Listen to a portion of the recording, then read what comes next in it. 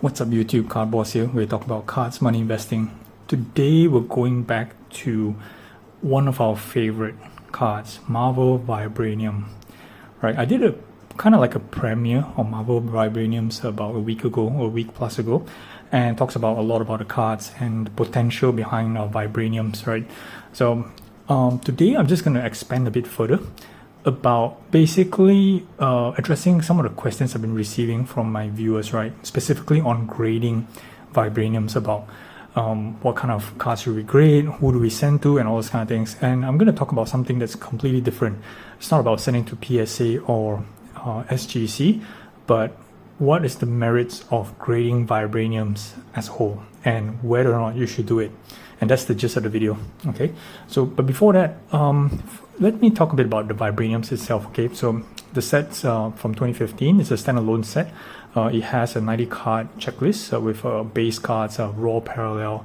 There's a molten red out of 299. There is a refined out of 99, and there is a radiance, which is the one here that's out of 50, and a very rare bar that's out of 5. And of course, there have a couple of other inserts as well.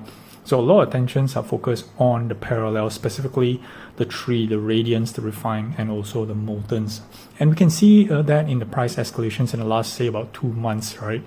So things like, for example, the moltens for some of the decent characters, talk about like Star-Lord, Daredevil, Scarlet Witch, not the really high-end one. You were able to buy them for like $10, $15, right? And they're now going up to about like 50, 60. So kind of like a 4x in a span of just 2 months. And when you look at the top 3 characters that's in the set, there is Ultimate Spider-Man, which is Miles Morales, there's Wolverine, and there's Deadpool, right? So you just talk about Miles Morales for a second. I believe a refined Miles Morales that's out of 50, so not refined, as in Radiance Miles Morales out of 50, could have been bought for $1,000 back in early of this year. And the last copy, I believe it was sold for close to $4,000. Right, and you would expect that a card that's out of 54,000, therefore a refine would probably cost around like 2,000, but a refine just sold just days ago for $3,000. So, and therefore that makes the Radiance probably in a valuation range of around between $5,000 to $6,000. That's a huge jump, right, from the earlier $1,000 in the early part of this year. So there's a lot of price movements for Vibraniums as a whole. The cards looks nice, these kind of parallels looks great. And the next evolution would people probably think about is sending these cards for grading, right, to get the next upward value, in a sense, right?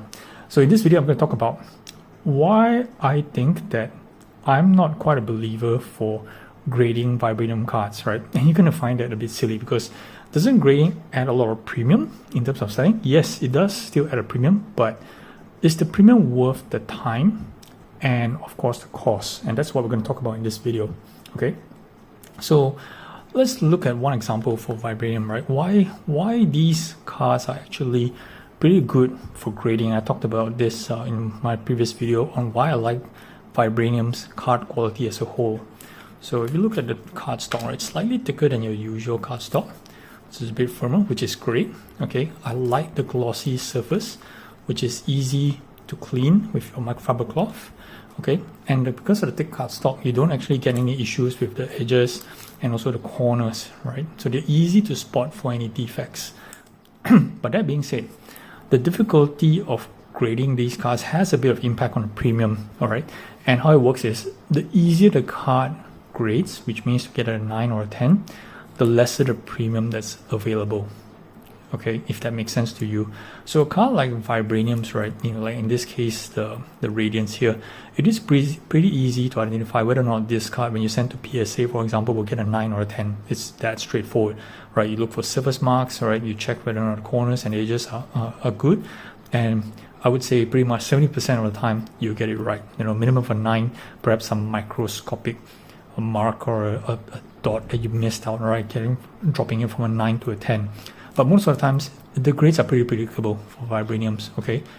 Now, is that still doesn't mean that you shouldn't send, right? Because, pay the grading fee, you probably can send it and get some premium. The problem is grading fees are not cheap these days, right? So PSA minimum, you talk about regular submissions, it's $100, right? If you're talking about, let's say this Gamora costing maybe, let's say $150, putting $100 on top, and making sure that you get a minimum of a 9, that's a scary thing, and you can just earn a little bit of money if you get a 10. So is that worth the risk, right? That's something that I do consider quite a fair bit. If you compare to all the other sets, right, like let's say, for example, precious metal gems, right, even though the card condition is at 7 or 8, it's still worthwhile send for grading because there is the appreciation for the premiums that on top for a graded copy, not so much for Vibraniums. And I think that if you look at the recent sales, even though it's a bit on the low side, I believe there's like 5 to 8 transactions in total for graded Vibraniums. It's because the population for Vibraniums is PSA graded. It's just not that many out there. Yes, people are still sending them in. Okay, I'm not sure on what service levels, because I do believe that sending on $100 minimum, it's kind of scary, right? And if the PSAs just only recently opened the queue for economy $50, but when do you get your cards back? I'm not so sure, and that's a lot of factors that you need to consider: the grading fees and how long do you take to get the cards back, right? Vibranium's now the in thing at the moment, but will it be the in thing in the next 6 months? I'm not so sure. I'm really not so sure. Okay, so comes to my second point. There is a lot of emphasis right now, specifically for Vibraniums, on set collecting, right? People are putting together the sets. And when I say sets, means they are all going to be raw sets and not graded sets, right? So therefore, there is some incentive for you to leave these cards raw and to sell these cards for people who are chasing up the sets. And I think that you can see some examples of recent set sales, like for example, the Molten out $299 that was sold for $3,200, and there's one more on Goldeen that's I think now on $2,500, and with still, I believe, a couple of weeks to go or a week plus to go. So there is a lot of upside in building sets, provided the cost base you got earlier, maybe missing some parts and put together a set. So of course, if today you try to build a set from scratch, like you had to buy a Miles Morales for $500 for the Molten, and you pay $400 for the Wolverine and another $200 for the Deadpool. Of course, I don't think you're getting those kind of returns, but if you already had most of the set, especially the big cards, in your hand, it was worthwhile just piecing together the rest of the pieces to try to get the set together. And it's the same for Refine and Radiance for that matter. So if you are actually not putting together the set yourself, there are people who are trying to do it.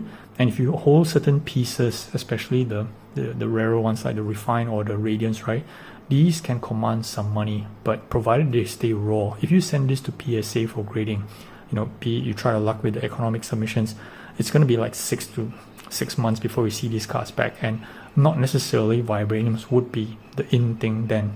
So that's really something that you really need to think about. But does it mean that you shouldn't grade Vibraniums at all? No, that's not really the case as well. Again, Vibraniums have a bunch of good characters on it besides Spider-Man, Deadpool, and Wolverine. There's also Doctor Strange, there's Iron Man, and a few others. So there are some cards that will appeal to people who are character chasing, and these guys would definitely like cards in the graded slab. So if your focus is to get a card for the intention of grading to sell to people who are character chasing, that's fine, right? If you come across a good copy of a Deadpool or Miles Morales Spider-Man that you think that will get a PSA 9 or PSA 10, send it for grading, by all means, right? There will be some premiums for you to earn, but provided that you need to be extremely confident that you're going to get a minimum of a 9, right? Because modern day cards, right, talking about year 2000s onwards, anything from a PSA below PSA 9, you're not going to get good values, right? It's different from a PMGs. You can't compare to PMGs when you get PSA 8s and you still get good value. Cards like Vibranium, they just don't behave the same, right? You got to get a minimum 9, and even a 9 sometimes for not the lower end characters, right? You don't even get a premium. You barely cover the cost. And imagine if you're going to pay $50 on a $50 card, $100 in, and you're gonna get less than $100 back. I'm pretty sure of it, unless you get a PSA 10. So there you have it. Why I think that maybe Vibraniums in general, it's not the play to send for grading. That's why I still have my set of my Guardians of Galaxy here raw. I did contemplate on sending these for grading. Perhaps I was just thinking of a couple of angles, right? If let's say there was a Guardian fans for the next third movie that's gonna come out, it would be nice to get all these slab and then sell as a set, as a display piece, right? Or the alternative would be to keep this first in case people are putting together the Radiant set, and therefore I'll be able to sell this to complete the set. So I want to maintain a bit of flexibility, and it will not be very difficult for me if the price actually goes up for these later on to send to PSA on let's say regular or express order to get this back in time for the movie. So keeping this raw per se, right, it gives me a bit of flexibility on what I want to do.